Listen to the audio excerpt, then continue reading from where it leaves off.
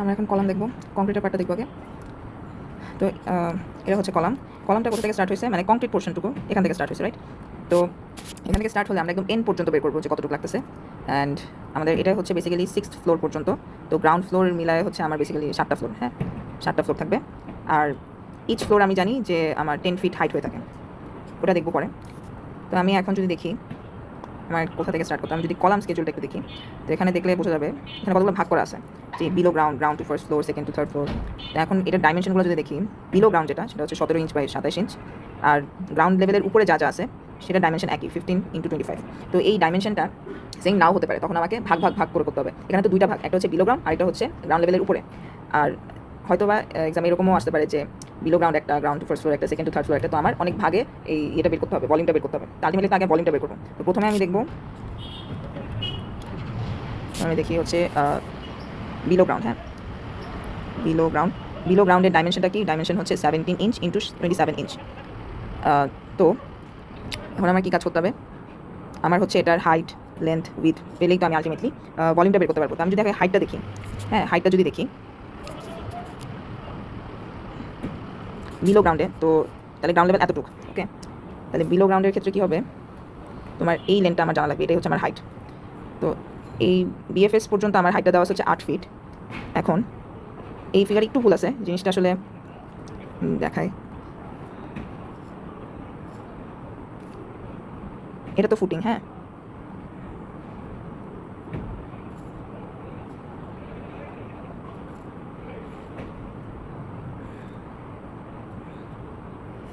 তো এটা হচ্ছে বিএফএস লেয়ার, এটা হচ্ছে সিসি। তো এতটুকু হচ্ছে 3 ইঞ্চ, এতটুকু হচ্ছে 3 ইঞ্চ, আর এটা তো ফুটিং, তাই না? ফুটিংয়ে এখানে তোমাদের একটা টেবিল দিয়ে দেবো, এখান থেকে ভ্যালুটা দেখতে হবে। এই যে যেমন এরকম একটা টেবিল দেওয়া থাকবে। তো এটা হচ্ছে টি, এটা হচ্ছে এস। তো আমরা হচ্ছে C4 নিয়ে কাজ করব, ঠিক আছে? আমরা যদি C4 নিয়ে কাজ করি, C4, এই যে C4, এখন দেখতে হবে কলাম 4টা আসলে কোথায় আছে, কোন ফুটিংয়ে আছে। C4 যদি দেখি, ওয়েট, C4 কই? আচ্ছা, এটা হচ্ছে কলাম লেআউট থেকে দেখতে হবে যে C4টা কোথায়। এই যে C4, তো এই বরাবর কোন ফুটিংটা আছে, F5 আছে। আচ্ছা, তাহলে F5 হলে এখানে দেখো তোমার টি আর এস এর ভ্যালুটা দেওয়া আছে, তাহলে 18 ইঞ্চ আর 8 ইঞ্চ। আচ্ছা, ভালো কথা, তাহলে এটা হবে 18 ইঞ্চ আর 8 ইঞ্চ, ঠিক আছে।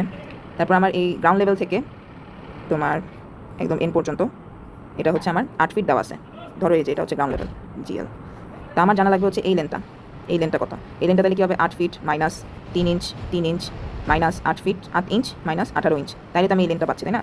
তাহলে আমি হাইট পেয়ে গেলাম, আর লেন্থ আর উইথ তো এটাই দেওয়া আছে, তাহলে আলটিমেটলি ভলিউম পেয়ে যাবো।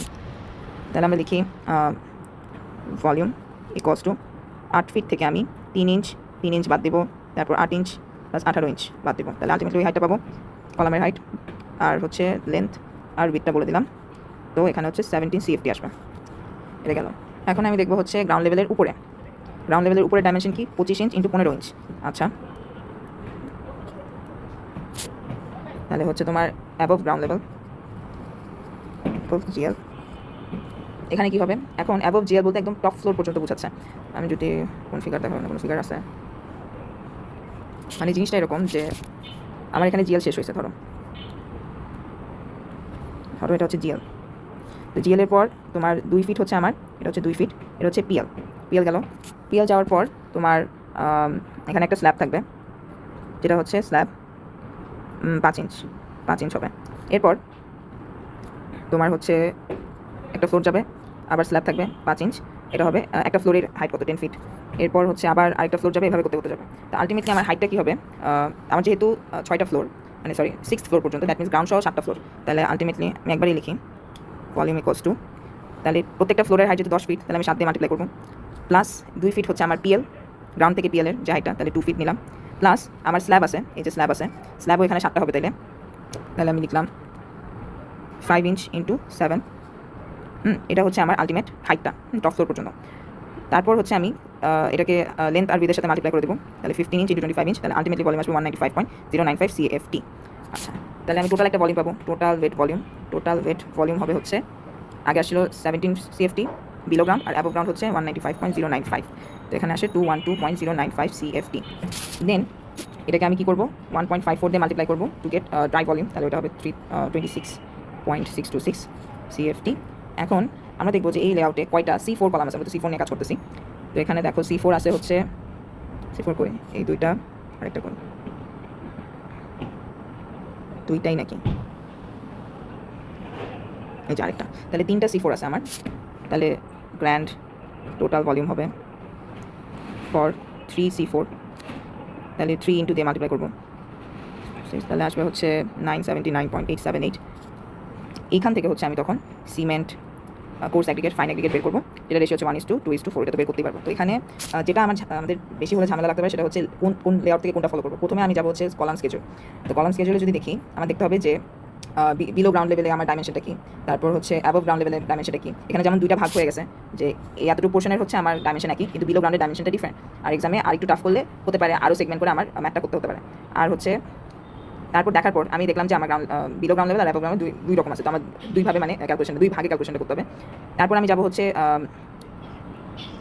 আমি যখন ভলিউমটা বের করবো তখন আমার হাইট লেন্থ আর উইথ জানতে হবে, যেখানে হচ্ছে আমার এখানে তো লেন্থ আর উইথ জেনে গেছি, জাস্ট আমার জানা লাগবে হচ্ছে হাইট। এখন হাইট জানার জন্য কী করতে হবে, এটা তো ফুটিংয়ের পর থেকে শুরু হয়েছে তাই না, তো আমার হয়তো বা ডাইমেনশনগুলো এমনভাবে দেওয়া থাকবে যেখানে হয়তো বা ফুটিংয়ের কিছু সাবস্ট্রাক্ট হবে বা কিছু একটা হবে। যেমন 8 ফিট দেওয়া ছিল BFS থেকে শুরু করে, কিন্তু আমার তো 8 ফিট লাগবে না, আমার হচ্ছে এই লেন্থটা লাগবে তাই না। তাহলে এই যে ফুটিংয়ের যে T আর S এর ভ্যালুটা ছিল এটা আমাকে বের করতে হবে। এটা তখন তোমাকে গিয়ে কলাম লেআউটে যেতে হবে, কলাম লেআউটে দেখতে হবে যে C4 কোথায় আছে, C4 এখানে আছে, C4 এখানে থাকলে কোন ফুটিংটা ইউজ করা হয়েছে, F5 ইউজ করা হয়েছে। তারপর আমার এখানে যে দেখতে হবে যে F5 এ আমার T আর S এর ভ্যালুটা কি, তো এখানে একটু প্যাচ লাগতে পারে। আর বাকি সব ইজি, এখানে লেন্থ আর উইথ দেওয়া থাকবে, শুধুমাত্র আমার কাজ হচ্ছে হাইটটা বের করা।